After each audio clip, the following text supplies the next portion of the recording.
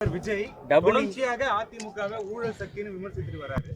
யார் விமர்சனம் பண்ணுறதுன்னு இந்த விவசாயம் இல்லை. விஜய் அவர்கள் அவர் தெளிவுபடுத்தணும். அவர் வாங்குறது வெள்ளையா கருப்பா? வெள்ளையா கருப்பா?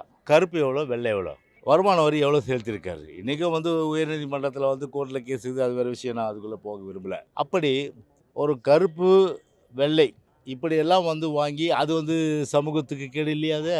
இது உண்மையிலே ஒரு கை சுத்தம், ஊழலுக்கு அப்பாற்பட்டு, அது மட்டும் இல்லாமல் வாங்குகிற சம்பளத்தை நான் வெளிப்படையாக இவ்வளோ தான் வாங்கினேன், நான் டேக்ஸ் கட்டியிருக்கேன்னு சொல்ல முடியுமா? சொல்ல முடியாது விஜயால். கருப்பு அதிகம், வெள்ளை குறைவு. அப்போது டேக்ஸு அது குறைவு. இது வரி இப்போ இல்லையாது.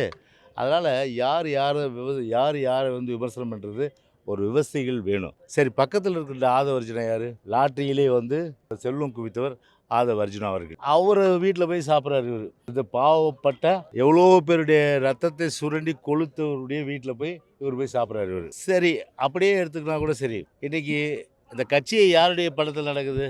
லாட்டரி பணத்தில் தான் நடக்குது. இன்றைக்கி கட்சியை லாட்டரி பணத்தில் இன்றைக்கி நடக்குது.